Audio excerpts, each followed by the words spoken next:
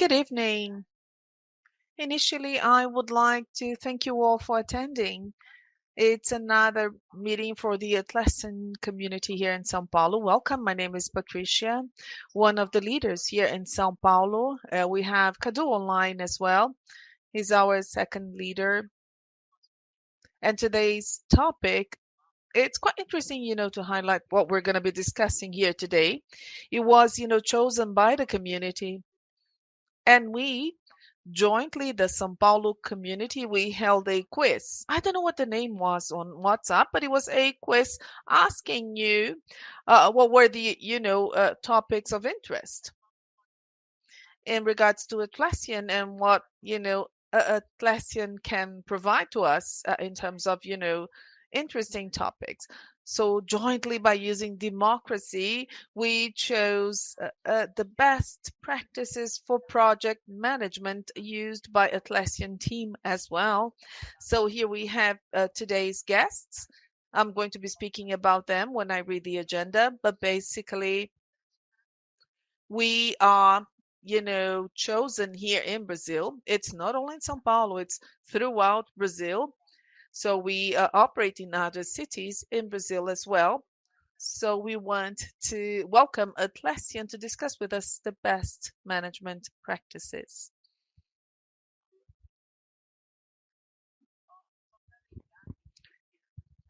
So this year we had, 4 in-person events. The last one was held in Campinas, and we have been growing. We have been growing with the different chapters. For example, we have a novelty. As of June, we have Natal as well that has joined the list. So we have to pay attention to the next, events because there'll be events in Natal. We have São José dos Campos, Belo Horizonte, Rio de Janeiro, Campinas, Porto Alegre, and São Paulo, the most active ones in Brazil. So we want more cities in Brazil to, qualify as chapters so that we have more events, more in-person events, and more users, attending the in-person events. We don't want to be fully localized in São Paulo only. So that's Atlassian's initiative for us here in Brazil, and we are really having support to do that. So the save the date today is in Natal in the northeastern of Brazil, a virtual event talking about revolutionizing cooperation, AI, databases, and the whiteboards in Confluence. Well, in São Paulo, a lot of people has been asking if we have been using this. So it's going to be a quite interesting topic for all users here, be in São Paulo, throughout in Brazil, and there's lots of people asking about the use cases, whether this is operational and whether it works. Yeah, I've registered. I hope you do the same. And here our advertisement. We are always looking for new leaders. And why is it? Because of what I said. We want to further expand the local communities. We want to reach out to other Brazilian cities so that a lot of people have access to in-person events. So let us, foster the idea. If you are not aware of the new cities, please register and participate. We do not need to act in a single chapter. We can be part of so many chapters in Brazil, and so we'll learn about all of the events that take place. That all cities will discuss their own events, but will publicize. It's a way of knowing of what's happening.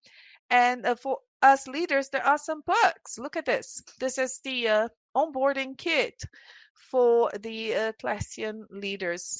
That's the kind of perk that we get. I don't know if it is a giveaway, but it's a reward, I would say. And then today's agenda. So we have, Vidya's presentation, increasing project delivery speed. And she's now reading the title in English itself. And then we have Caitlin, how program managers make cross cooperation simple with Atlassian tools. I mean, these are program managers. They have to cross cooperate between the teams by using Atlassian tools in a simple fashion. And then later, enhancing teamwork with Jira and Atlassian Intelligence. So Evan is going to talk about a teamwork as a platform using Jira, and then he's going to talk about intelligence. And then we have Q&A. Why is it that Q&A is in the end? Well, be paying attention, pay attention to this. We're going to build on the subject, you know. So you're going to have more questions in the end than here in the beginning, because they will be building the story throughout the presentations, you know, which is going to be quite interesting. Yeah, that's just a spoiler. We do have a draw today. We do have a draw for you today.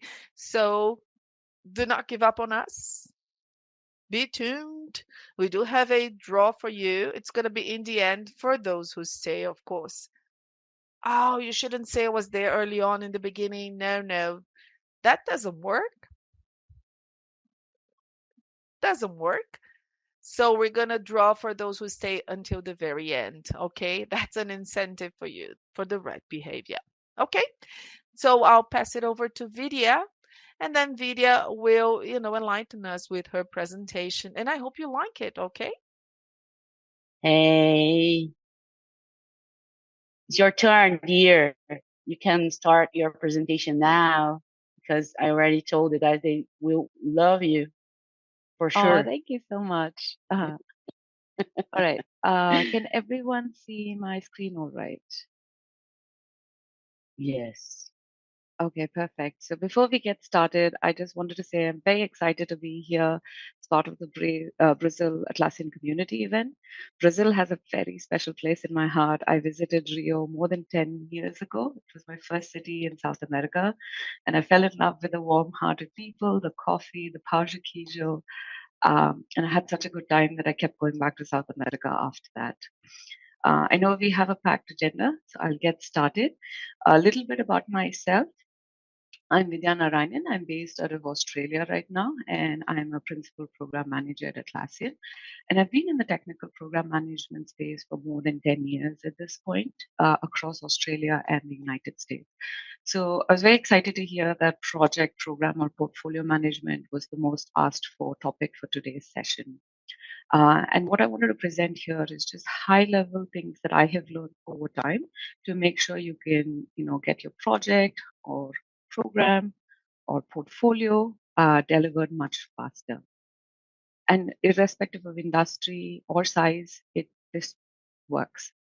So in terms of agenda, I'll cover 5 topics today. So the first is go slow to go fast. The next one is what gets measured, gets managed. Be a scientist. Faster decision making, and finally communication. So let's dive right in. I have a slide here which talks a little bit about the Atlassian products. I'll not go into the details of the product or the functionality. That is going to be covered by my colleagues who are going to speak after me. But the reason why I bring this slide here is I've used these logos in each of these topics to show you what tools are used for that particular way of working. So Loom, we acquired it recently. You can do quick short videos where people can leave comments and emojis, and you can do a lot of asynchronous communication there. And so to me, the superpower is it brings clarity and alignment, especially now that you're all working from home and working in different time zones. Trello, it is perfect for breaking down work and assigning it to different team members, assigning dates and labels so you can track your work and be very organized. Jira is where you can break down tasks needed for different teams, what jobs they have to get done. You can show dependencies.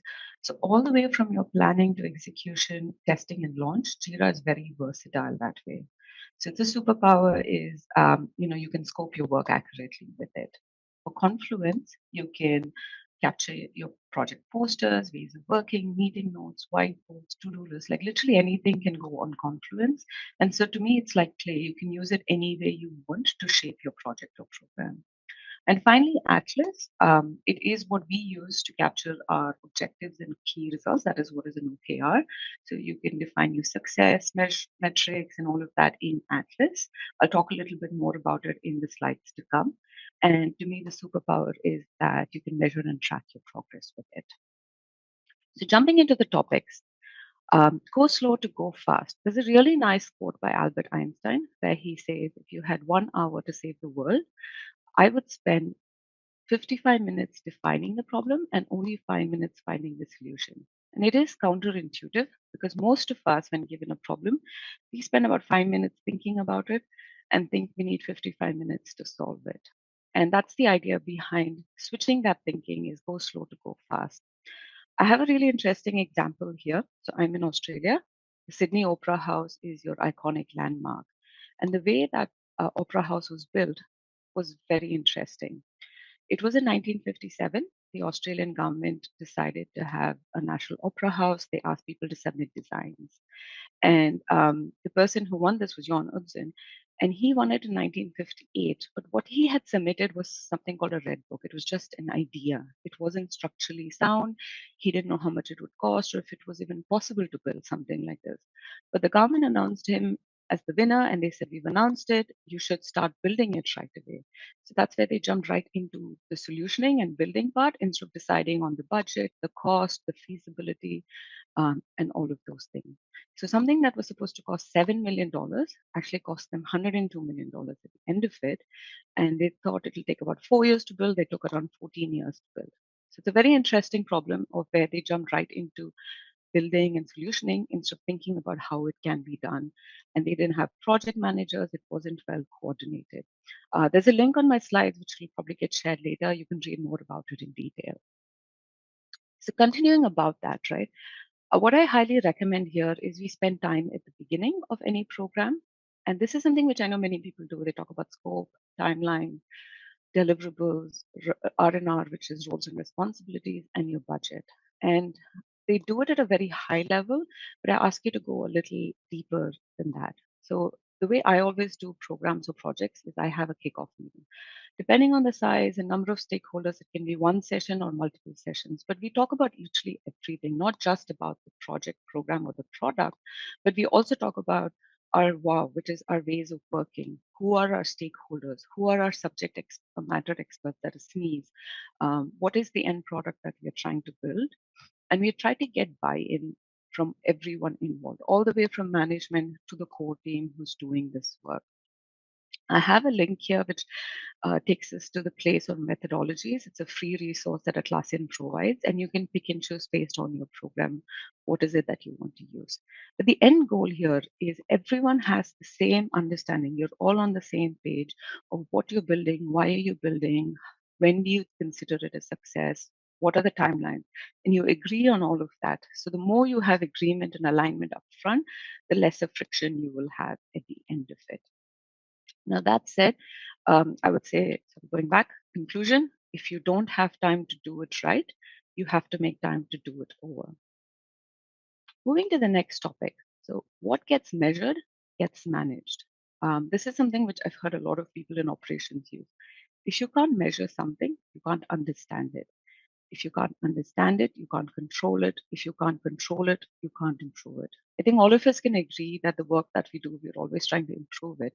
And the way we know we can improve it is only if we can measure it.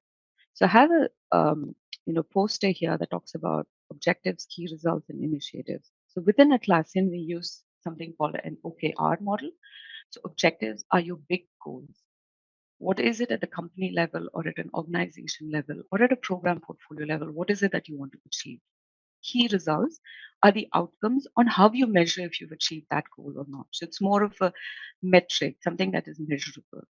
And initiatives, projects, programs, or anything you want to call it, is your body of work or the things that you need to do to achieve those key results, which will eventually get you to your goal. So it's a nice laddering up structure that we have. So continuing on over here, right? I had mentioned Atlas in the beginning in that product legend. So we use Atlas as a tool within Atlassian to track all of our objectives and key results, and we provide updates on a weekly or a monthly manner to keep track of how we are progressing. So I would say if OKRs are not your thing, companies like Google also use OKRs. Salesforce uses V2MOM. If you're not in the tech industry, you can use, customer reviews or your revenue that you're generating. Anything that works for your company is a method that you can pick. But I would say once you've picked that, try and stick to it. If your company already has a method, you can align your success metrics with what the company does. If your company does not have a method, I would say as a team, agree upon what you want to consider as your measurement um, point, and then agree to it and stick with it. Because initially, when you start measuring, it gets really hard. You might not have the right instruments to measure. You might not know, you might not like the results you see because you realize you're not doing as well as you thought you were doing. But the idea is don't change it. There's always things that you can learn and things that work and didn't work. There's also a lot of study that says when you do things like this, every employee feels connected to the larger customer or company goal and they understand the why, which increases engagement in teams. So once you've agreed on what your method is and you know what you want to measure, now you have to define what are your success metrics and what is your definition of done. The reason why you need to do this early on at the beginning is, again, when you have a shared understanding, all team members will be good at making the right trade offs. They'll make sure that the work that they're doing is productive work, and they'll make sure they understand the priorities. And they don't have to escalate everything to you or to leadership because they don't know how to make these trade off and prioritization calls. They know what success looks like. They can do this on their own. They feel empowered. I've seen companies who do all of this, but then where they fall flat is they don't get good at measuring it regularly and deciding on how often they want to measure it. If you're not consistent, none of this is going to work. And finally, the better you frame your success metrics, the more you can show direct impact of the work that you're doing. So, in conclusion, the biggest point here is measuring it often. So, monitor all of this closely because even a small leak can sink a ship. So the third topic here, be a scientist.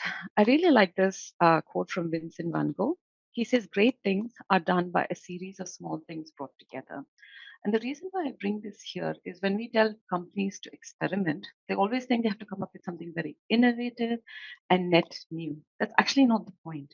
The idea of being a scientist is be curious, ask a lot of questions, and experimentation can be really small as well. In here, so like I said, question everything and try anything. So if you are a product building company or you're building a program or a project, do proof of concepts, POCs, do wireframes, which is a high level design of what you're trying to build, and get that feedback and buy in early from your stakeholders.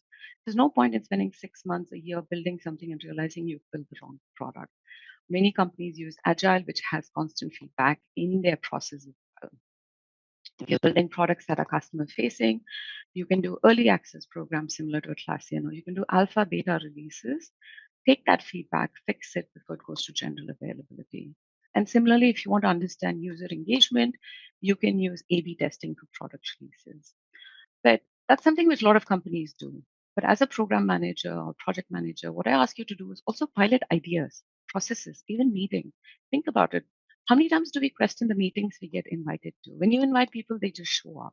When you ask people to follow a process, they mostly just follow it. But that also slows us down. That also consumes time. So I ask you to basically go back and ask people to actively participate in how they're contributing to anything in a project. So ask them, is this process helpful? Is this meeting needed? And see how you can free up time for people as they go through the motions of a program. Always seek and encourage feedback at every step. For all of this, again, to be successful, you need to have the mindset of failing fast and learning from it. You need to empower your teams to take risks, calculated risks, obviously, and to experiment a bit more. And that's going to bring innovation automatically. And for all of this, you need a safe environment where they feel comfortable to say, yes, I tried this, it didn't work. And so I've learned XYZ from this, and I'm going to try something new.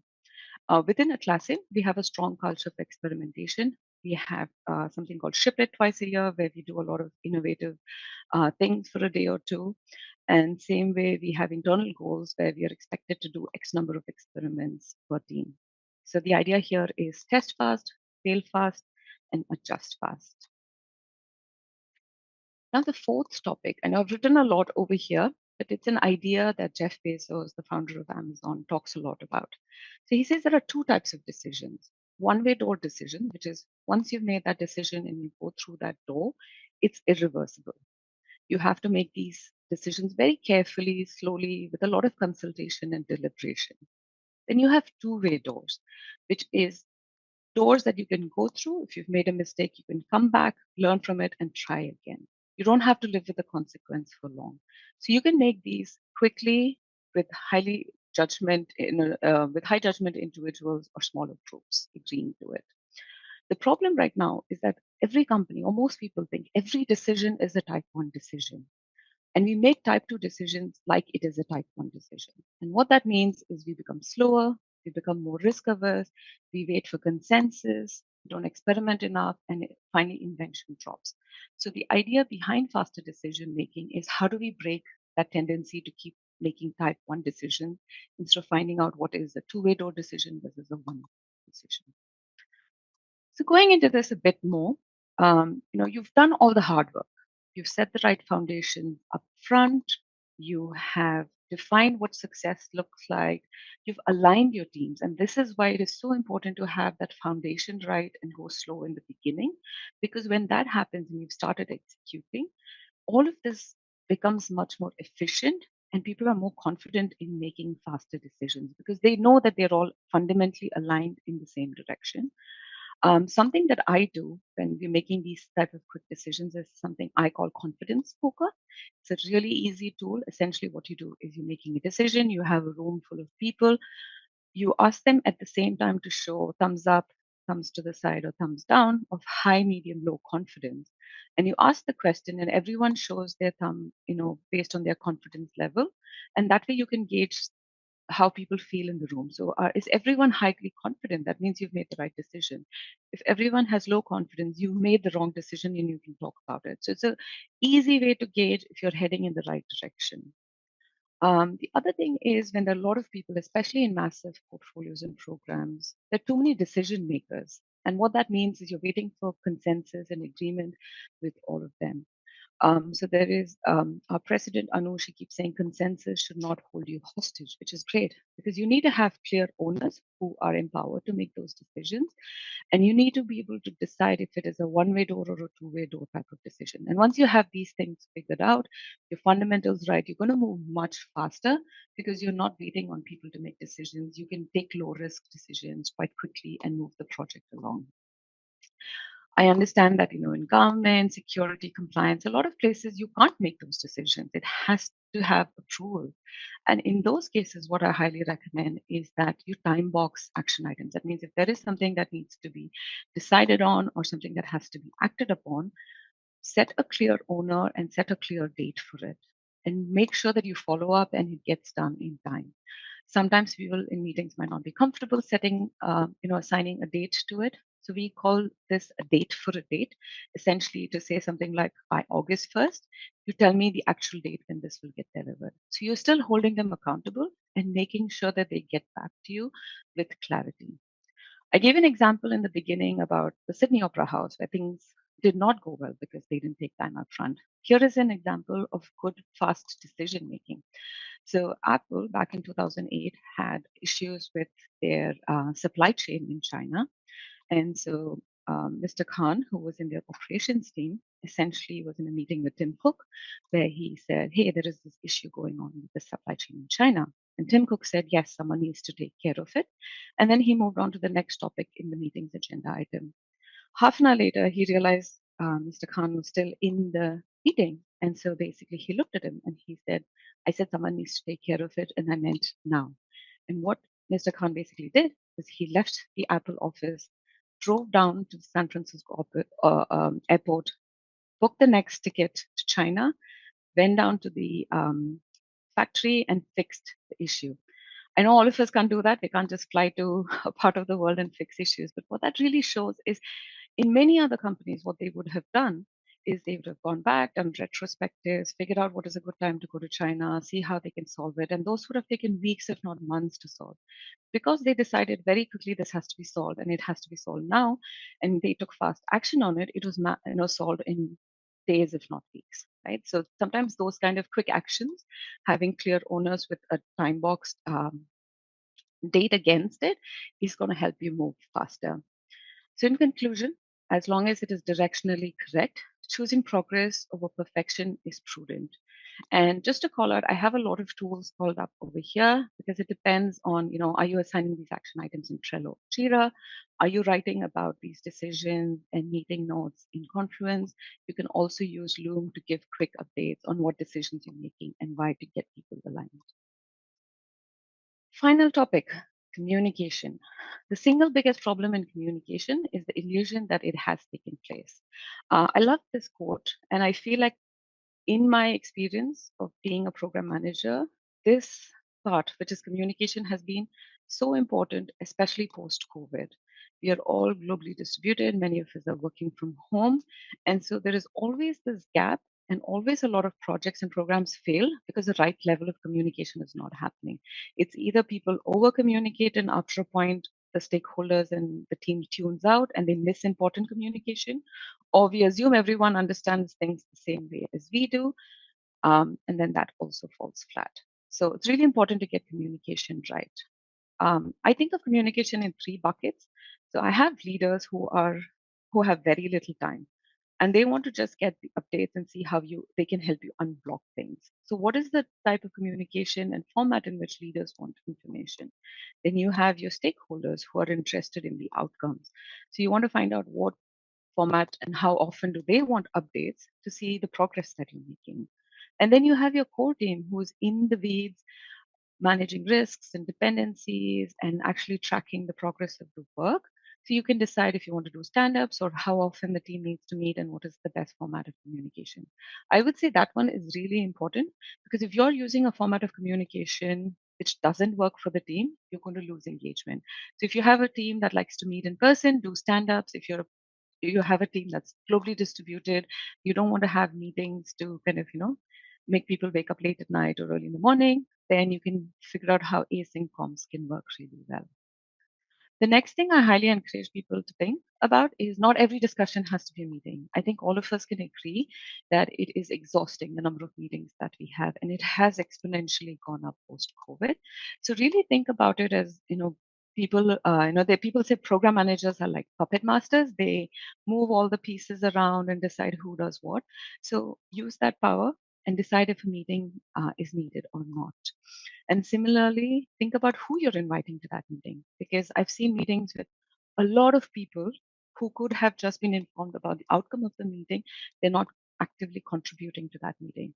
So think about these things when you set up the meeting. You're giving people time back, you're giving people bandwidth, mental bandwidth to actually get the job done. A good way to think about who should be part of the meeting and if a meeting is needed is something that I do, which is return on investment or ROI per meeting. So assuming you have 10 people in a meeting and on average they earn $100 an hour, that meeting's cost is $1,000 if it goes for 1 hour. And then I think about, is this really worth $1,000? So that's a good way of thinking about if the meeting is needed and who should be invited. There are times when you actually need that meeting. And so if you do need that meeting, make sure you have a very clear agenda and what you want to get out of that meeting. Because if you don't have it, that should not be a meeting. Anyway, in conclusion, so good communication always leads to lesser questions, increased trust, and helps the team move faster.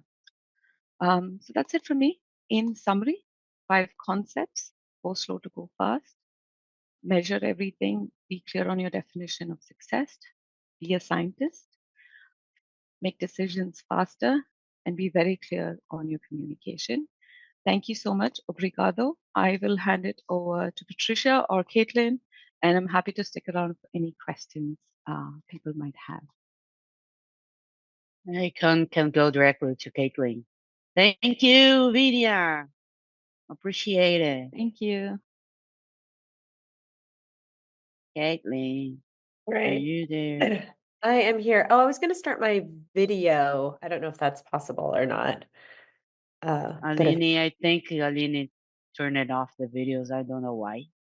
no problem. Can you, Aline, can you put the video on? I'll go. Yes. Oh, that's okay. I'll go ahead and get started. So Okay. hi everybody. Let me get my slideshow started here. Okay. Not sure if you saw the request to speak a little slow, Caitlin. Did you see it? I can definitely try my best. I will speak a little Okay. bit slow so that translation can catch up. Thank you. All right. The video is on. Lily said that you can put the video on. Okay. Oh, there. Oh, Great. here we go. Hi, everybody. Hello. So my name is Caitlin Ewald. I'm a marketing program manager at Atlassian. And just a little background about me. I've been supporting our Jira product marketing team for the last 3 years. And before that, I spent over 10 years in the digital advertising agency world as a project manager, a scrum master, portfolio manager. So I've run a lot of different types of projects. And I'm going to jump from Vidya's principles of program management and talk about how we've applied those specifically in marketing to simplify our cross collaboration and launch one of our biggest go-to-market programs this year at Atlassian. So to start, we break our programs down into phases. Things like ideation, planning, tracking and executing, and reporting. And I'm sure as program managers, you have probably seen a slide like this before, outlining the different phases of work. But really, this breaks down into looking at our ideation and planning as the phases where we can go slow. That way, once we get to tracking and executing and reporting, we can go fast. But rather than talk through each one of these phases, I thought the best way would be to take you through our real-world marketing program and talk about some of the learnings through each one of these phases. So without further ado, let's jump in. First, some context on the program. So this was a big cross-functional initiative that launched earlier this year. The marketing portion that I led was responsible for rebranding and updating all of our marketing content for, I'll call it a popular project management tool that software teams use. Because of the scale, we had work streams across our entire marketing team, plus partnering with the product team and the sales team, all with different stakeholders who needed to be aligned. And not to mention, the work had visibility all the way up to our president and our CEOs, who announced the launch on stage at our flagship event. I'm proud to say that the launch rolled out right as it was being announced, but of course, it was not all smooth sailing. So let's dive into the details of how we approached each one of these phases. First is our ideation phase. And really at the core of why it's needed up front is to make sure that we have a strategy that we can point back to as we start to build the program. And Vidya talked a little bit about this as well. And for us, that meant getting together a small core team from just product marketing, brand, and creative to align on our brand positioning and overall product narrative.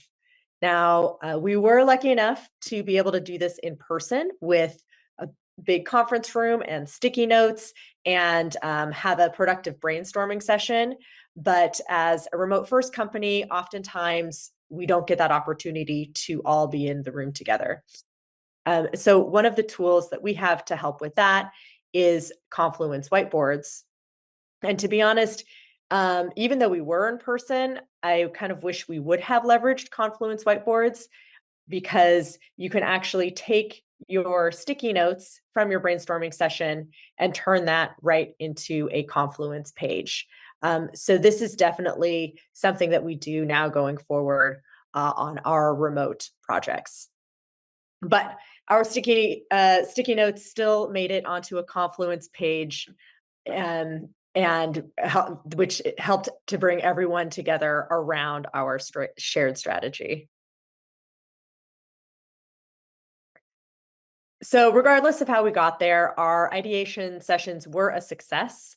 I would recommend keeping the participants in the ideation phase to a small core team who can quickly make decisions, and making sure for any brainstorming sessions or workshop you have clear agendas, tools, and expected outcomes for those, just like Vidya was mentioning before. So we ended up, after our 2-day session, having a starting draft of our key strategic deliverables in Confluence and a plan to finalize. And this allowed us to have enough clarity to move into our planning phase. So moving into planning, there's a lot that program managers do during this phase to get the team set up for success. But when I think about it, I think this really comes down to prioritization of the work that needs to be done. That's the outcome that we want out of our planning phase. Now, there's a lot that goes into that. In order to get to prioritization, you need to understand what the work is, who's doing it, and of course, how it'll be measured. For me, I always start the planning phase by putting together a program hub. This is an example of our program hub using our Confluence project plan template.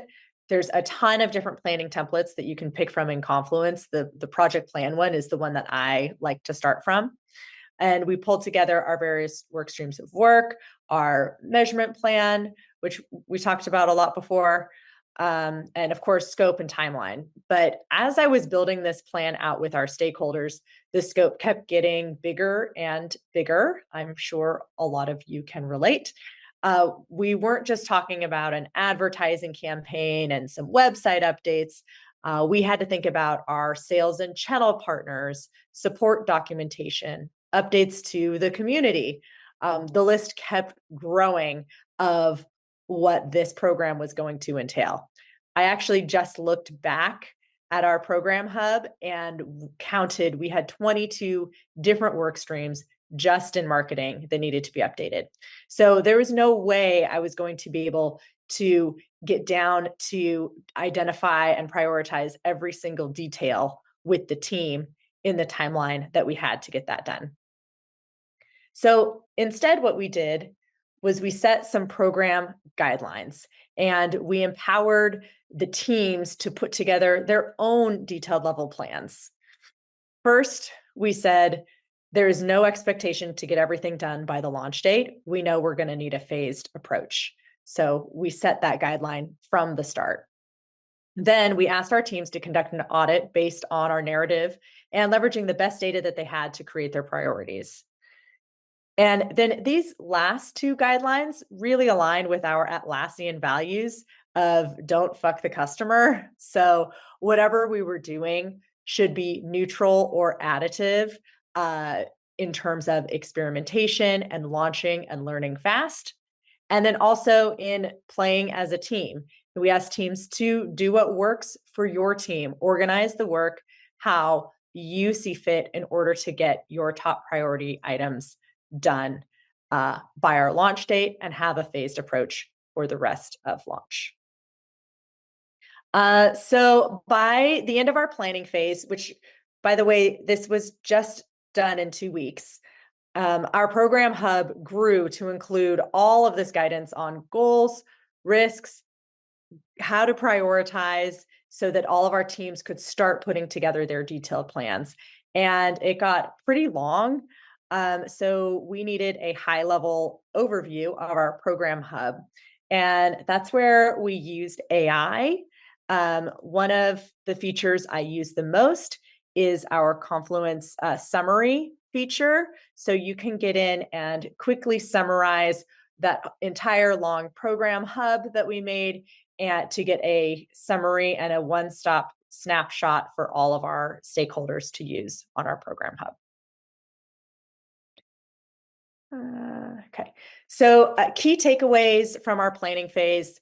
First, always gather your information that you're putting together in a single source of truth, like a Confluence program hub. Don't just think about scope, timeline, or even measurement, but also these guidelines that are going to keep your team on the same path, even when your timelines and deliverables change. And of course, prioritize as much as you can with the team to get clear scope and a realistic launch.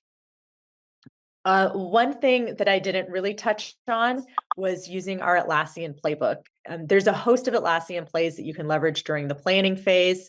I think Vidya mentioned this as well. So whether it is for prioritizing all the things, aligning on your roles and responsibilities, defining your OKRs, take a look at the Atlassian playbooks and consider running a play with your team during the planning phase to get to some of these outcomes.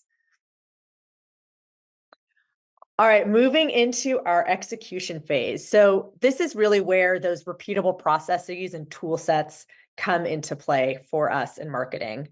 But whenever I'm setting up processes for a program, it's important to ask what value these are going to provide, because if it doesn't provide value, it's not worth the setup work. So for us, this value was really visibility across the teams, but balancing that out with flexibility. We needed teams to deliver quickly and not get bogged down in processes just so the rest of us could have visibility on the work. So, surprise, we used Jira to accomplish this. And I'm going to show you how we set it up to track work, communicate effectively, and make decisions using a Jira business project, which is really well suited for a marketing team like ours. So here's a snapshot of our Jira board. And I set up the framework of the project so that at our project kickoff, teams could start using it right away. This means for each of those 22 work streams, I created an epic and assigned it to an owner and told them that they were responsible for creating tasks and tracking their own team's work. I also created categories, and then you can use the group by filter to get a different view of how the work breaks down. So we started using different views for different needs on the team. And this, frankly, was enough setup to get the work kicked off. And also, one of the main things that I stress when you're setting up tools is don't overdo it on customization at the start of the project. Just get your teams in and start working in the tool. After kickoff, a key action item assigned to our workstream owners was to populate their epics with their tasks and deliverables. And again, this is really important when you're first introducing a tool to a team, is to get them working in it and comfortable working in the tool right from kicking off your project. All right, let's talk about workflow. So in Jira, I find that the in progress step immediately fills up as work gets going. Our out of the box Jira for business projects comes with just to do, in progress, and done. But this in progress step is where I'll look to break things down.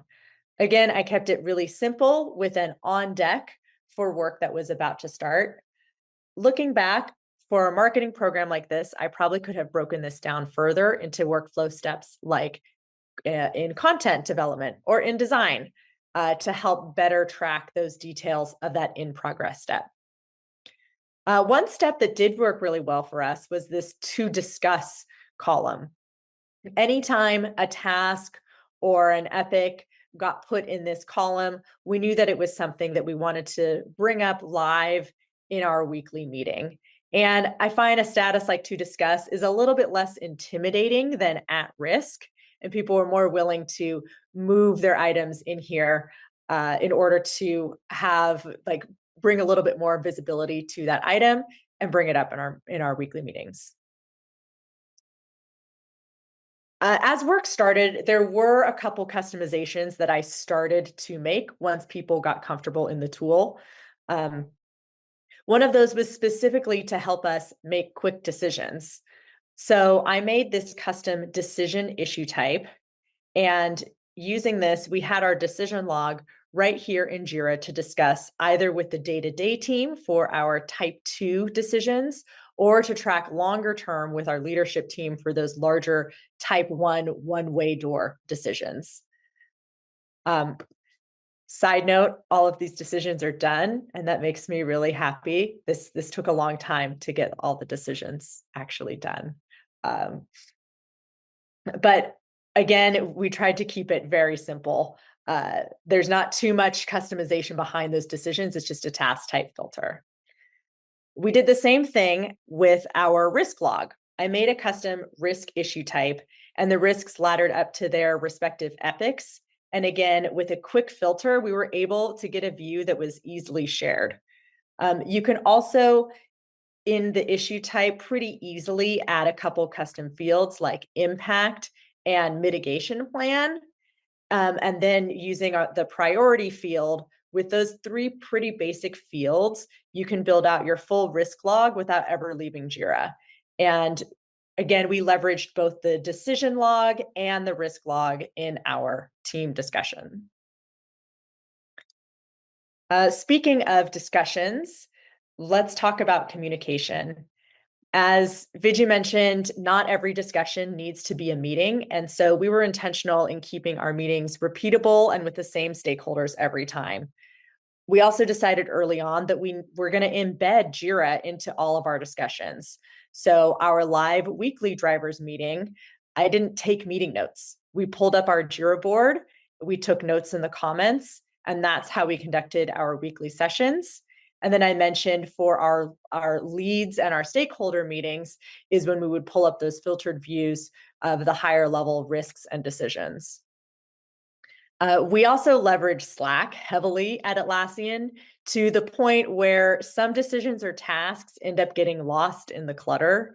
And my mantra was, and still is, get it out of Slack and into a task. So I was constantly encouraging our teams to take it out of the chatter, just get it into Jira, even if you're not sure if you have all the fields filled out appropriately. Once it's in there, it's something that we can track, we can talk about, and it makes it much more actionable than just sending a Slack message or an email. Furthermore, we also embedded our Jira board back into that Confluence program hub that I talked about. So those 22 work streams that I had, I actually was able to take out that table and replace it with our Jira board. So when people referred back to our Confluence hub, they could see how the work was being tracked. I'll talk a little bit more about how we connected our tools, which really was the most helpful part for us of tracking our work in this Jira project. We cross-linked as much as possible. So for example, our creative team and our web teams both track their work in different Jira projects. But we used our Jira tasks to connect all the related tickets in one place. You can also see here, we connected our Confluence space over to our Jira board, and we embedded our Confluence pages right into our Jira tasks. So the goal here was to really have Jira be our Jira task be the one place where you could go to get all of the information linked together in one particular item. All right. Oh, it's thinking. There we go. Okay, so learnings from execution, really that repeatable communication and process helped keep everybody aligned. And we made sure that the tools that we were using and asking people to fill out had the visibility across our weekly meetings and up to leadership, which encouraged adoption. Looking back, I probably did over-index a little bit on flexibility and letting teams decide how they wanted to work. We had a lot of great detail at our epic level, but it was a little hit or miss over how much detail people put into their task level issues. So next time around, I might be a little bit more of an enforcer and a little bit more hands-on in the tool. But I think that's a thing you can test and learn with, see what works best for you and your team to find that right balance. Okay, one more phase to talk about, and that is reporting. So reporting really takes place, I think, through all of these phases of work. And the end goal, when I think about it, is a shared understanding with your teams, with your stakeholders, and with leadership to ensure either that your project is on track when it's in progress or post-launch to see that results are being delivered. And again, our team really heavily leverages Atlas for our status update, which is now part of Atlassian Home. And we also use Loom a lot for async video communication. So those were the tools that we used that the teams updated on a weekly basis. But when I look back at how the teams actually got that information, it was really through Slack and through Jira, because we automated our Atlas updates to populate our general Slack channel. And we also integrated Atlas into Jira. And then we would put our Loom videos directly into our Atlas updates. So usually the way that I got my reports, honestly, was scrolling through our Slack channel to see what had been updated. But you could essentially consume that information any way you wanted, because again, we had everything connected and all hooked up together. One clear learning, I think, as a takeaway from this, is to make sure that you have clear expectations on what reporting means for your team. We happen to do a great job at the team level of doing reporting, but there was sometimes a disconnect with what leadership wanted to see, which occasionally required a little bit of rework into some of those updates to properly present it out to leadership. So I would encourage teams to make sure that as you are going through, you set those expectations on what does reporting mean for the team and what does it mean up to leadership, so you could standardize there even more so than what we had done. Okay, so that is it. That takes you through how we ran our big marketing project. And I think these principles really hold true for any project that you'll be executing, not just in marketing. Make sure you're looking ahead to the desired outcome. Keep in mind this balance between providing visibility through your tools and then the flexibility of letting teams work how they want. And I will keep saying this: start simple. Don't over customize. Don't over process things if you don't need to. And connect your tools to increase adoption and visibility. This really is just one example of how our team used Jira to execute the work. There's a lot more features and functionality that I did not touch on that Ivan is going to show us here in just a minute. So that is it for me. Thank you guys so much for listening to how we get it done in marketing. And I'm going to pass it over to Ivan, who's going to talk to you more about the new Jira, which you just saw how we launched it, and how it can further scale out to all your teams. All right. This is great. Thank you, Caitlin. Thank you. Hi, Ivan. Thanks, Caitlin. Thanks, Patricia. Hi, everyone. My name is Ivan, product manager with Atlassian for the last 6 years. Just a quick intro. I've worked on a variety of things in Atlassian and in Jira, such as onboarding and growth experiments, as well as shipping new features to delight our Jira users. So on a personal basis, I've been with Sydney for more than 10 years, but I was originally from Singapore. So are you all excited to learn more about new Jira features?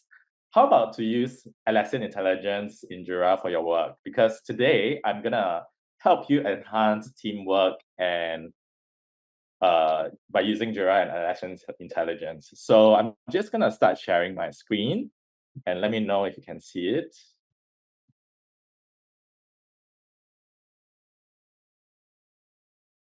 Sorry, let me just Do you see the correct screen? Because I think I'm showing my speaker notes or something. I can't hear you. Yeah, you're in. Yeah, hang on. I think we saw your notes when you hit play last time, Ivan. Wait, let me just, is there a way to solve? Oh, I think there's a way. Yeah. I think there you go. Yeah. Okay, cool. So yeah, thanks everyone for bearing with me. Some technological issues at the start. So today I'm going to talk about how to enhance teamwork with Jira and Atlassian Intelligence. And to kick things off, I just want to preface with a safe harbor statement, which is our statement that just tells everyone that whatever that we're presenting today is just a general product direction, and you should make all purchasing decisions based on what is readily available today.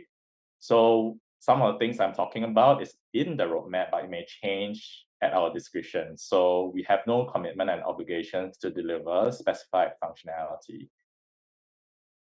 So let me start with a question to the audience. What does disconnected mean to you at your workplace? I'll give you a few seconds to think about that. Okay, cool. So disconnected, what does it mean? What does it mean to you? What does it mean to me? Disconnected can mean disconnected collaboration, where teams aren't talking to each other. It could also mean disconnected information, where knowledge and data are siloed. It also could mean disconnected workflows where tools and handoffs are disjointed.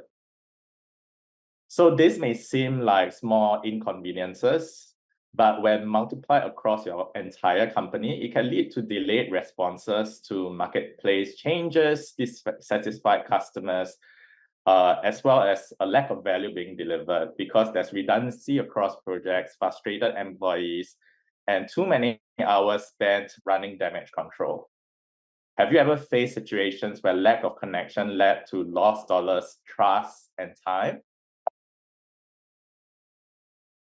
And do you know, according to some recent reports, that less than 50% of the total tools within the company is being used regularly?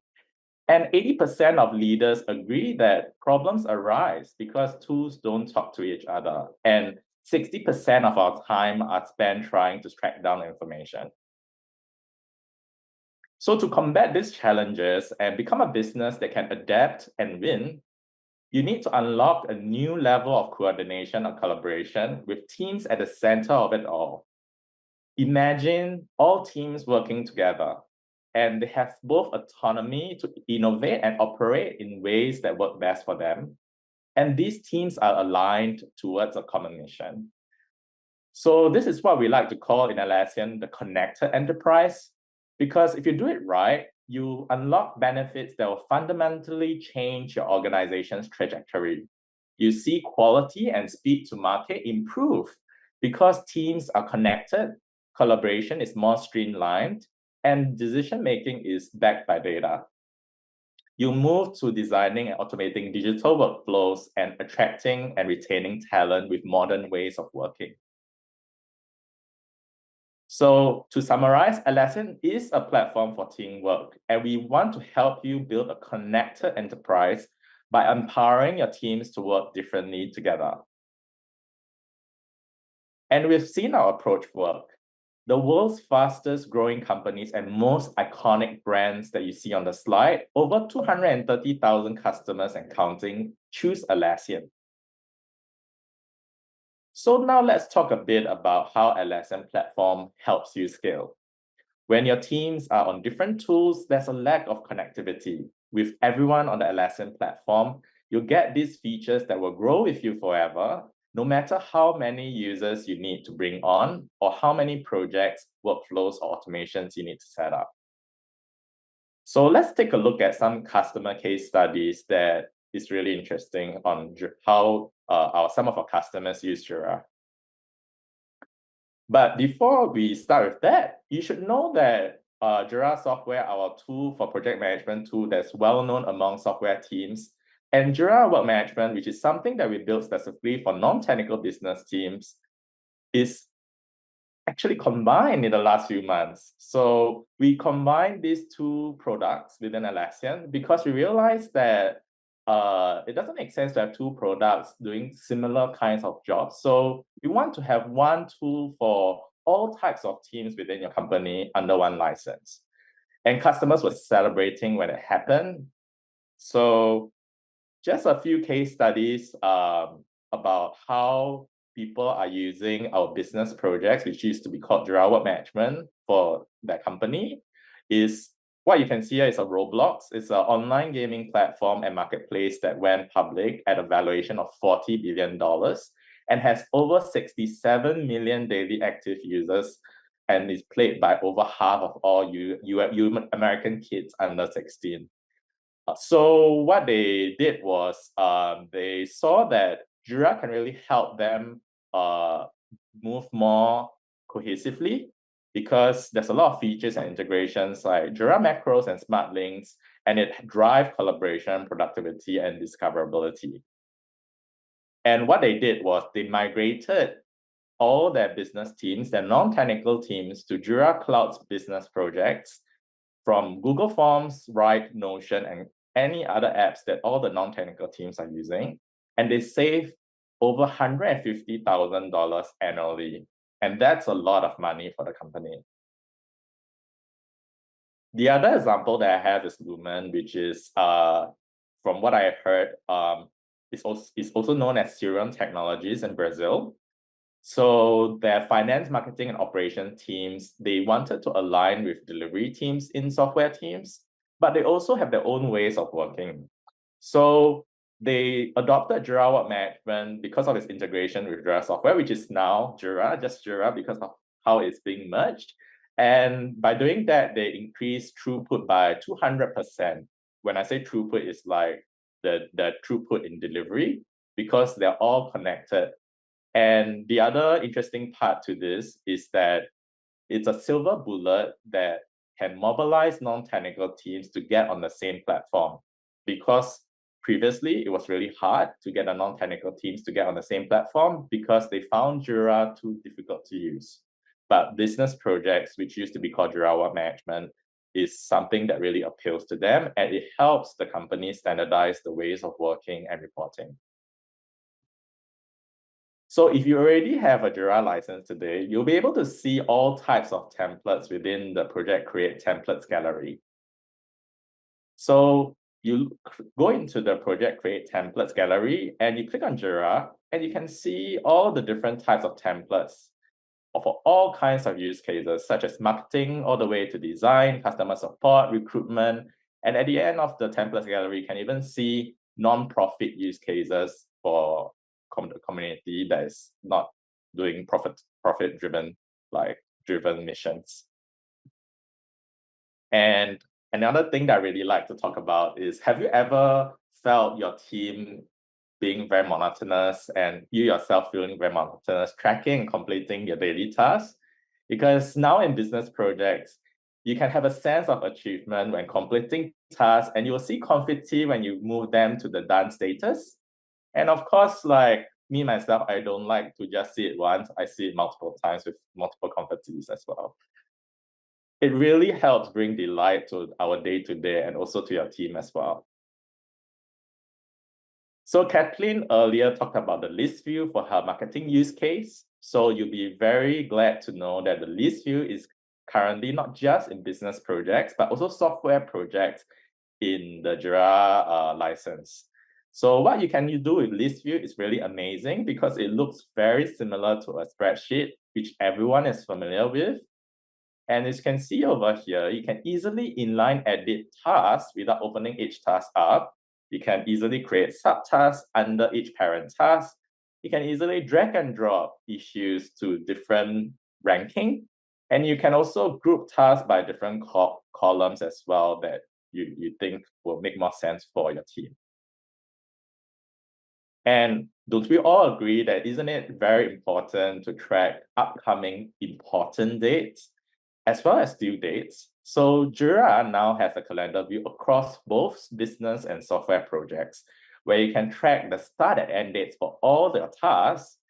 as well as easily see due dates that have gone overdue, which you can see in red color over here, because it's really important to make sure that any overdue dates, you resolve that risk and try to get it done as soon as possible, because it could be a high priority task that's blocking the wider mission of your team. So now that you've seen how Jira lets teams easily visualize work, let's talk about how Jira helps teams get their projects done and work more efficiently. So Jira's workflow engine makes it so that you can set up workflows that make all of your process possible. We have dozens of templates for different teams and use cases, and you can build your own custom workflows as well. You can even build workflows that connect software and business projects across your software engineering team, as well as a marketing team or customer support team. And we know that teams usually have more than one way they want to work, depending on the type of work they're doing. They might want certain work to go through a simple process, like what Kathleen mentioned earlier, or they want something more rigorous. So you can build multiple workflows to create different processes for the types of work that your team does and switch between them in the same project, as you can see in the lower screenshot. For example, needing to set up an approvals process is likely something your team, if not all teams, need. With Jira's approval feature, teams can build document approvals into work. They can even set up integrations to notify the approver via email, Slack, Teams, or however they prefer to get updates. Another way that Jira helps your teams work more efficiently is automating the intake process. This is especially relevant for marketing, program management, HR, sales, and any other teams that need to collect work requests from the company, questions, feedback, or anything else. So in business projects, you have a forms feature, and its drag and drop features make it easy for teams to manage the intake process. So I'm very proud of this feature. So earlier, Kathleen was showing a screenshot of link issues that she used to track dependencies and related work. So I'm the product manager that actually shipped this. So I'm very happy to talk about this, because link issues currently is accessible in the issue view, but it's not actually shown on the board view.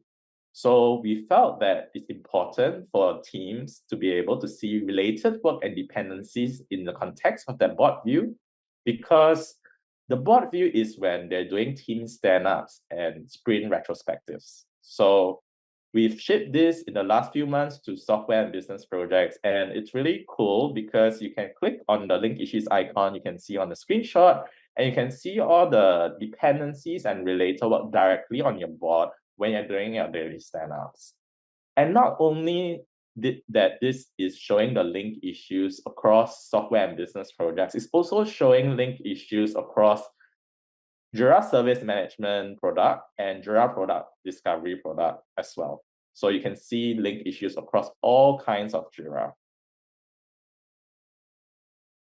The other feature that I work on as a PM, and I ship this, I'm also very happy to talk about it because I'm passionate about the features that I ship, is shared release states.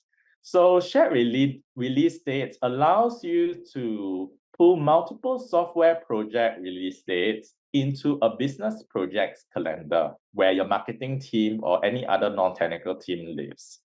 Because we've heard from customers that is non-technical teams, they need to align with software teams, but software teams is in software projects and non-technical business teams is in business projects. So what we did over here is we allow project admins of business projects to select multiple software projects to follow for all members of their business teams, and each individual user can toggle on and off the releases for their own unique view. So to execute Agile at scale, you need to combine software and business projects into one advanced roadmaps view. So if you have a premium or enterprise license for Jira, your teams can also pull multiple business projects and multiple software projects into one big plan that spans your entire company And you can see all the different dependencies and related work in one big view, and you can do big level planning as program manager for your team. So another thing that really is very exciting for me as a product manager is this integration with Figma, which is a very popular, actually it's the #1 tool that designers use today. So designers like to work in Figma, and developers like to work in Jira, and PMs like to use Jira and Confluence. So with the Jira for Figma app, teams can link designs to Jira and see a preview of the Figma file frame and prototype directly in the Jira issue. All you need to do here is to paste the Figma URL directly into the design field of the Jira issue. And you can add as many designs as you want so that you can give your software team all the context that they need in Jira without going into Figma. And the other thing that I faced multiple times as a product manager is designs getting outdated, because designs can change multiple times as a team starts their work. So it can get updated really easily, and then developers end up working on outdated requirements, and there's a breakdown of communication between design and engineering teams. So over here, you can see this Figma file is linked within a Jira issue, but you can see a design updated status, which will indicate to your team that the design has been updated since their last viewing. So you ensure that everyone stays informed about the latest design changes. And of course, we have an amazing marketplace for Jira, where third-party integrations and of 3,000 over apps within the Atlassian marketplace that helps us build on top of the core Jira for other jobs to be done that cannot be done by the core Jira itself. And we know that data insights is critical to everyone, especially execs and team leads that need the high-level team visibility. So with Atlassian, you can connect all your data between tools and beyond the Atlassian tool stack. Because all Jira data feeds into Atlassian Analytics, you can pull custom reports and visualize data across all your Atlassian products, including Confluence and Atlas. You can also pull in other data sources to make it fully customized to your organization's needs. This means you can easily assess priorities, progress, blockers at a glance, whether with pre-built dashboards or customized dashboards using our low-code or no-code editor. And of course, if your non-technical teams or even your software teams, they are actually using another tool that is not Jira today, we want to make it really easy to move to Jira. So we built a lot of importers to help import and migrate data from our competitor tools into Jira itself. So like we have a CSV importer where you also have a direct API importer that connects directly to competitor tools, and it really allows you to move your data really easily. We also have an importer that allows you to switch between software and business projects in case your business teams are in software projects and are better suited to be in business projects. So I've talked all about Jira. I think everyone will be excited to know about AI, right? Because AI is super exciting. Like it does a lot of things today. It can generate art and all that, really advanced, really smart. So I guess everyone's really excited to know about Atlassian Intelligence. So Kathleen talked a bit about Atlassian Intelligence earlier for Confluence. I'm gonna dive deeper into how AI is being used in Jira. So I'm curious if anyone has actually tried Atlassian Intelligence. If you have not, highly encourage you, because it really is able to change the way we work. It has the potential to take teamwork to the very next level and accelerate what teams can achieve. So enough of the introduction. Do you want to see some awesome demos? Let's take a deeper look at 3 everyday scenarios in Jira. So do you all agree that not a day goes by at work where we need help to get up to speed on something very quickly? We can look at this common scenario. Imagine this scenario, okay? So Arya is someone, like you can see over here, has spilled coffee on her laptop. Haven't we all done that at one point in time? She thinks that she needs a new one, but IT wants to fix her existing one before spending money on the new one. So Molly, one of her colleagues, was handling it, but it's the end of the day for her. So she assigned it to her teammate, Omar, who just starting his day in a different part of the world because it's a global company. So instead of spending time reading the entire conversation thread and trying to get up to speed, because it could be a very, very long thread, 15 over comments,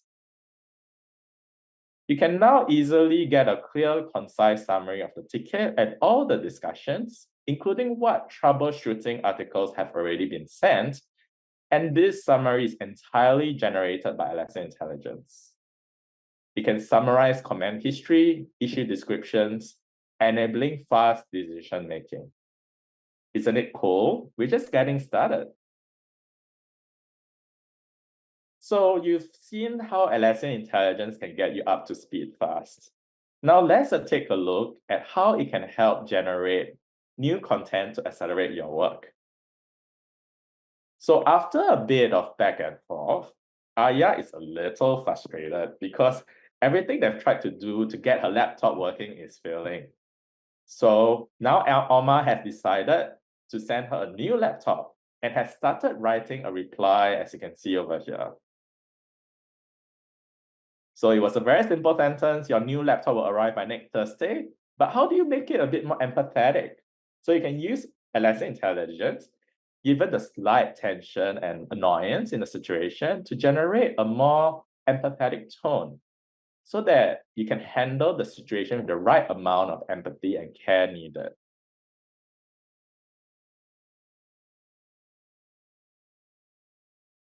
And with Atlassian Intelligence, you're always in control because we know it's not going to be right 100% of the time. So you can always make sure that you review whatever is generated before saving to make it perfect.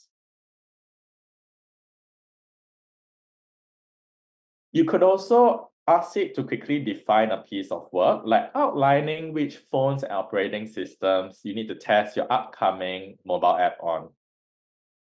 You'll notice here, Atlassian Intelligence has the full power of the editor at its disposal, enabling the instant creation of rich content such as tables, emojis, and smart links to clearly communicate any piece of work to your team.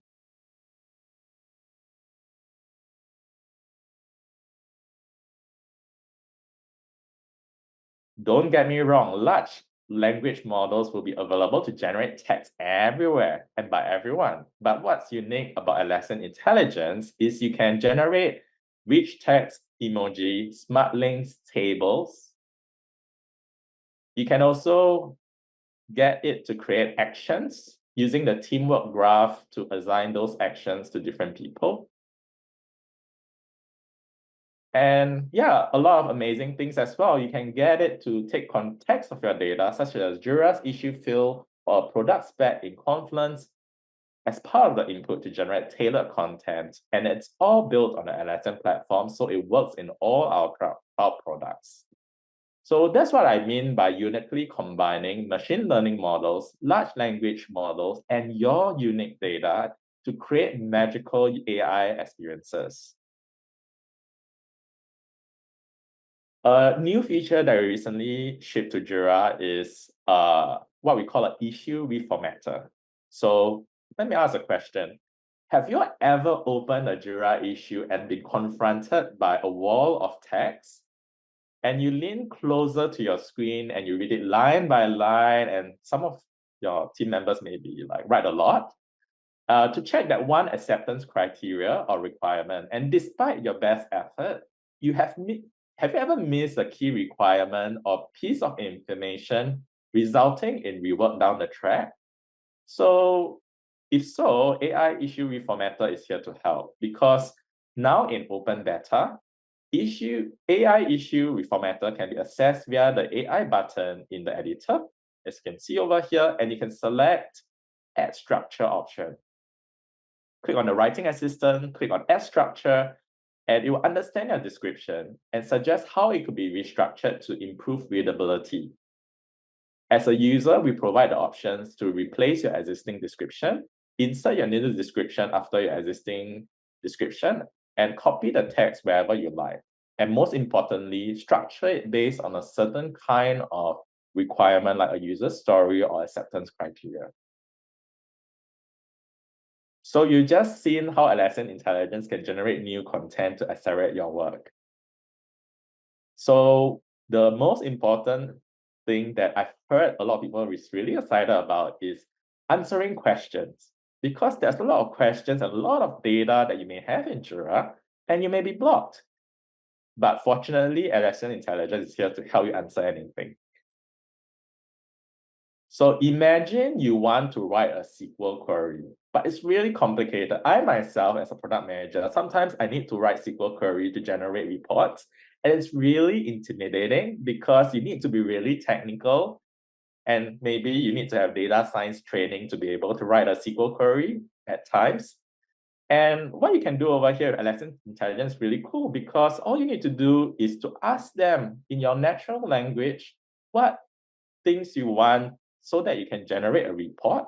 And you can use this report to show to your stakeholders or your executives. And it's really amazing because it can get data from multiple sources. And here you can see two Atlassian products data being generated in the report, but you can also query third parties that Atlassian Analytics can talk to, such as Workday and Salesforce. Finally, I want to show you another superpower of Atlassian Intelligence. So we know that millions of teams around the world model their dev, IT, and business process with the powerful Jira family. And a lot of them love to use JQL, which is what we call the Jira query language. But a lot of people struggle to harness the full power of JQL search. So what if you don't have to? Let's say you want to know what features are blocking next week launch that are not being worked on and are missing designs. I can just ask Atlassian Intelligence, and like magic, it understands me. It understands the project I'm interested in, the issue status, custom fields, priority, and relative dates. And if you look closer, you also notice that it allows you to find issues based on third-party tools that are connected to Jira via the open tool chain, like Figma in this example for designs. So that's Atlassian Intelligence. It's currently included in all cloud products, and it's also currently available to premium enterprise customers. So you need to be on the premium enterprise edition to try it. So yeah, let me know if you have any more questions about Atlassian Intelligence, because I think it's really an amazing feature. And I've come to the end of my presentation, and I'm open to more FAQ questions at the end. Thanks, everyone. Hey, Ivan, thank you. It was awesome. Thank you. Hey, guys. Now I will speak a little bit in Portuguese to ask them if they want to ask anything for you guys, okay? And then if you want to switch to the translation and interpretation channel, we have the interpreter there speaking in the English channel for you guys if they want to. We actually have a question here. When will this be available? Samantha?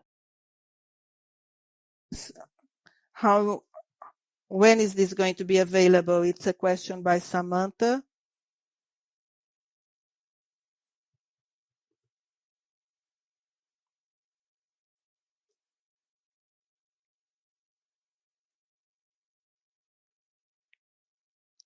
If you have a question, please, you can use the hand icon. You can raise your hands and I'll open the microphone for you. You can ask in Portuguese, and your questions will be translated to our panelists, to our speakers.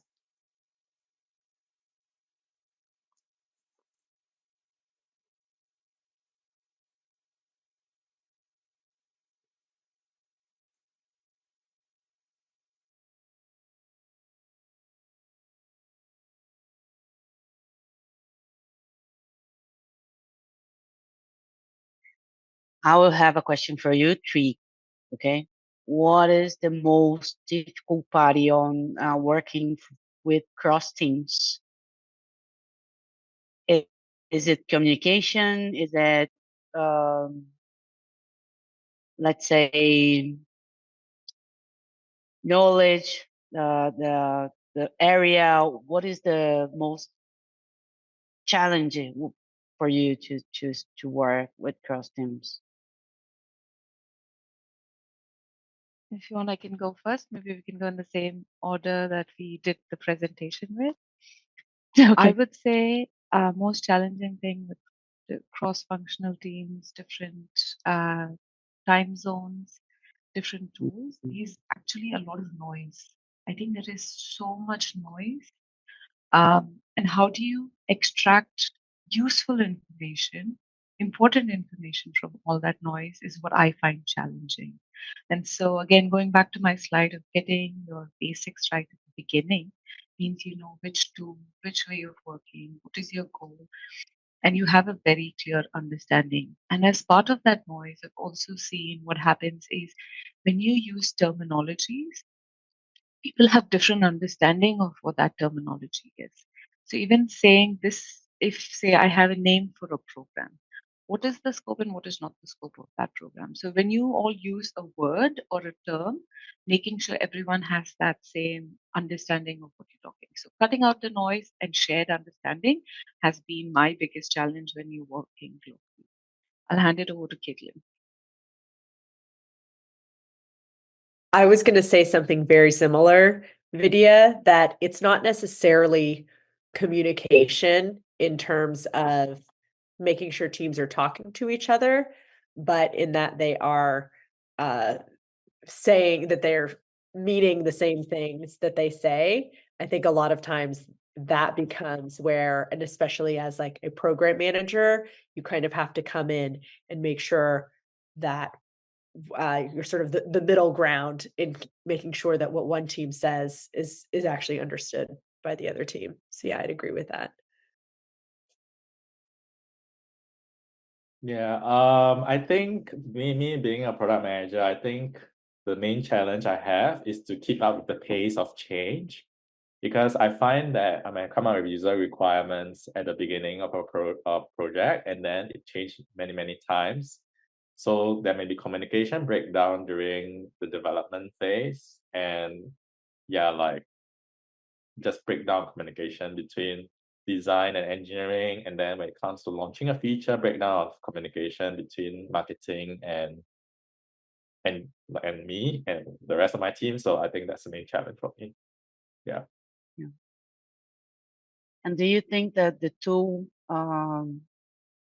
the single tool is a way to keep this challenge in a low phase, or it does not matter? I mean, keep the teams connected in the same tool would help with those challenges in cross teams management, project management, or not? Yes, I think I just also added a Slack message. Caitlin talked about it, is moving things from Slack to Jira and Trello helps because you're coming down to the actual task. You know who's doing it and by when, so that reduces a lot of the confusion. I think deciding on the tools again is important because going back to Caitlin's point of having a single source of truth, everyone knows where they're getting their information from. They know how often it is updated and who's providing that update. So it helps cut out all the noise. Now, if you have Slack, you have Confluence, you have other tools in the mix or email, all of it, what ends up happening is people don't know which is most current and where to find what information. So consolidating that is definitely helpful. Yeah, I agree with Kathleen and Vidya. I think I definitely find a challenge. You've seen, I've probably like seen other product managers with the Google Chrome have like 100 tabs, and it's like, oh my God, I don't know how they keep track and context switch, but having all the tools talking to each other really well, which all the products in Atlassian does, it's really helpful to keep up to context, and the integration with Slack is also helpful a lot because we use it quite a lot to give updates to the team because we talk a lot in Slack and also on Zoom as well.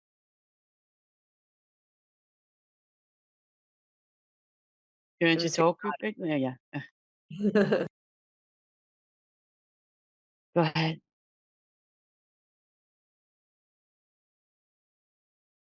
Are you going to comment to this last question too, or just? Oh, I think I agree. Actually, one example on the project that I was just talking about, we ended up also just participating as marketing in the product team's Jira board. And me and the product program manager had a conversation about like the best way to keep our two boards aligned, so that we were able to sync up on that. Even though we were working in different projects, we were still able to bring the two together. So that's another thing that helps too, especially on like, I know, the product and marketing push and pull. Yeah. I'll ask the guys if they want to ask any question, even if they want to type in Portuguese, I don't care. Yeah, you can send your questions on the chat as well. All you have to do is write it down. You don't need to speak up if you don't want to. Feel free.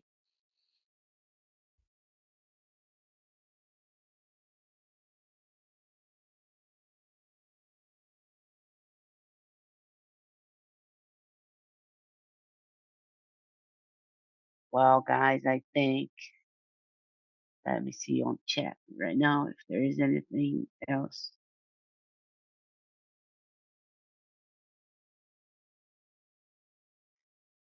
Yeah, Mateus, you can write it down or you can use the microphone. You have the floor if you will. So, Mateus, if you would like to speak Portuguese, feel free. So I have a question, guys. So move to English channel there so you can listen to the question from Mateus. Well, I have a very specific question. So he's saying, my question is very specific. It has to do with AI and development of automation using Atlassian AI. Is there a roadmap in Atlassian? Any perspective on implementing improvements in terms of developing automation features? And I ask this question because there are some types of automation. For example, I want to run a request or something like this. And AI cannot actually, promote the more complex kinds of automation. So how does Atlassian see that? I mean, AI, how do you approach that? Okay, did you hear my question? Did you get the audio from the translator or not? Sorry, not really. No. Okay, no problem. Sorry, I feel like repeat. difficult to understand like how you use to translate the thing. Sorry. Okay. What about you girls? I can repeat, no problem. Like my question is about the about Atlassian roadmap using like ER for automations. Like there are some kind of automations that I needed to, or I tried to create using Atlassian Intelligence, and based on the difficulty of these rules, some kind of automations, the Atlassian Intelligence is not possible to create still. So my question is, Atlassian, do Atlassian have some kind of roadmap to improve the Atlassian Intelligence about automations?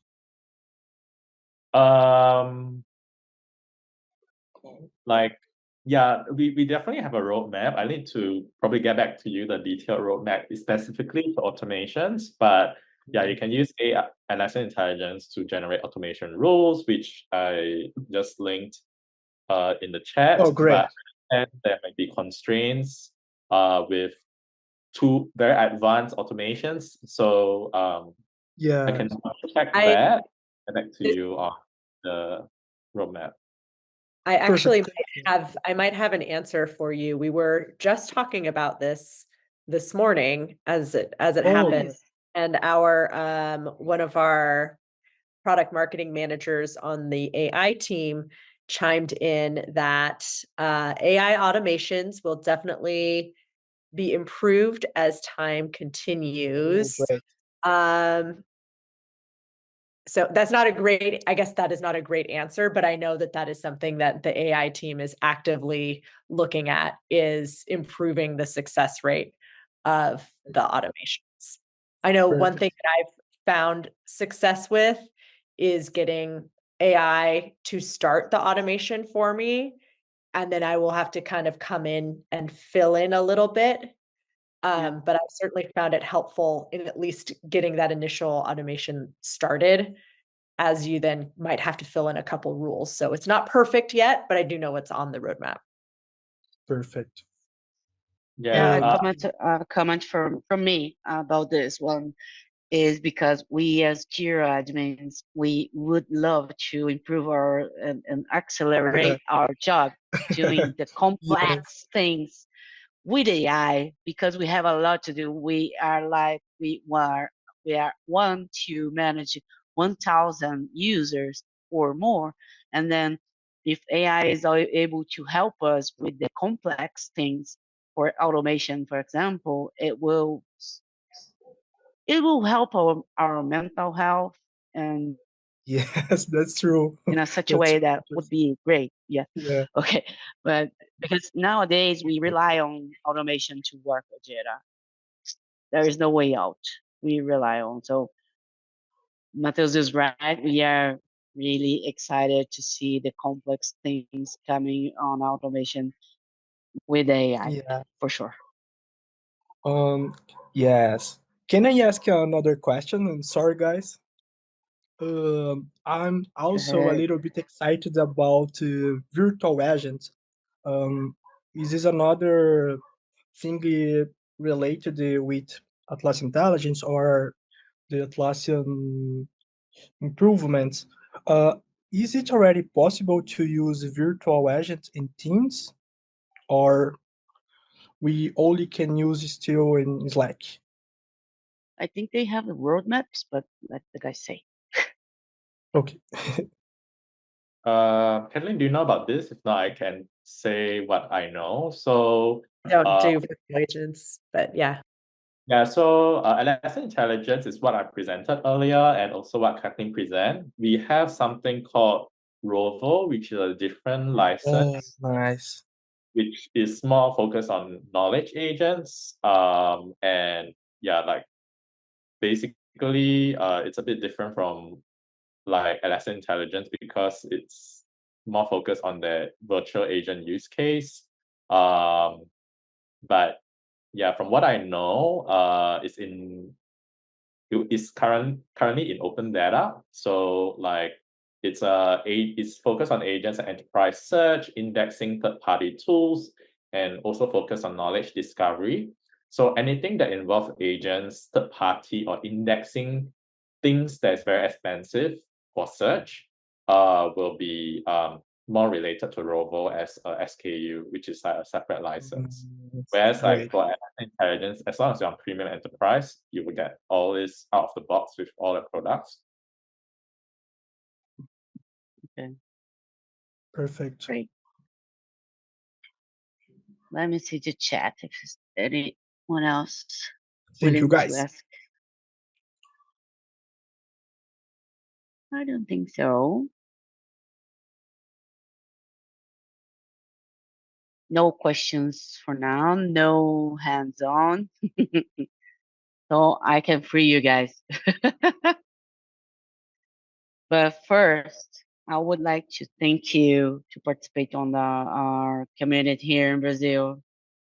It was great to see your presentations and the knowledge that we could have with this format, from having the lessons with us and then the translation mode, So we are very excited, and I hope that we can do this more. And this is it. And obrigado. You guys, thank you so much. Thank you so much. Thanks a lot. It was great to be here. Thank you for Night. having us. Obrigado. Thanks, everyone. It was good talking. Thank you.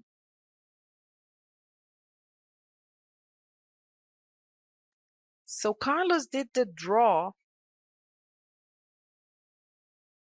So Carlos will show the results of the draw.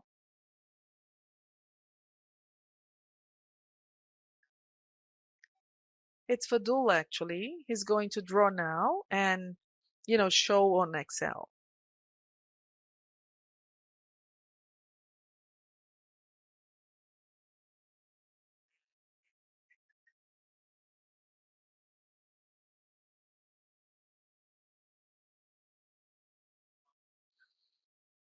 Okay, just 1 minute. I'm going to share my screen. Okay, if the person is not here, we go to the next winner, okay? So you have 28 people, 28 people, 5 numbers from 1 to 28. Yeah, $50 vouchers. It's 5 $50 vouchers. Cross your fingers if you have remained. We have 5 $50 vouchers. Okay. Very, very good. Ariel is the winner, one of the winners.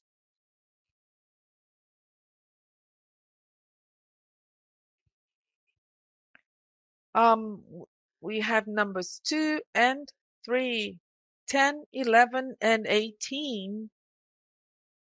So we have 10, 18, and 11. Are you there, guys? Ariel is here. Edison is here as well. Breno left, so he's doomed. He didn't get this one. It's Breno, but I think he left. Who else? Gabriel Teixeira. He left. So we need 2 more people to be drawn. And Luiz Augusto. Luiz Augusto de Souza. Ah, there he is. He's here. Luiz Augusto Mota de Souza. That's his full name.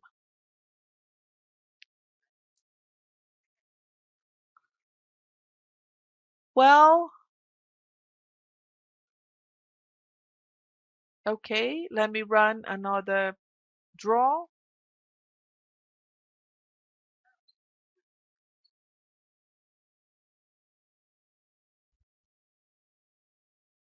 Numbers 1 and 8. Amanda, there you go. There you go.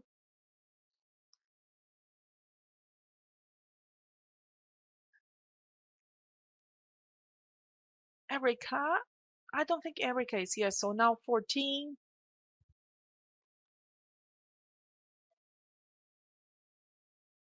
Gustavo Rodrigo Martinez.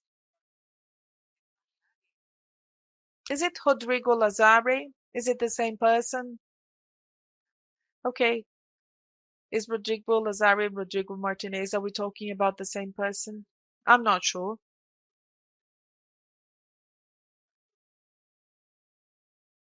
Okay, he said on the chat that that's him. So right now we have 5 winners. Okay, number 20 was the one that was drawn yesterday. So, not you today. That's it, guys.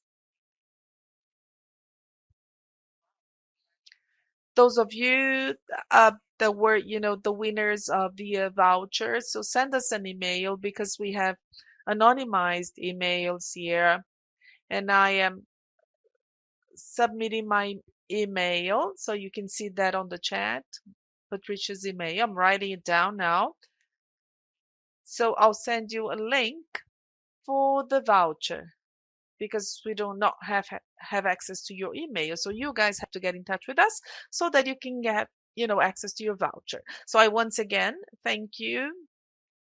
Thank you for participating until 9 p.m. in Brazil. I hope you have enjoyed.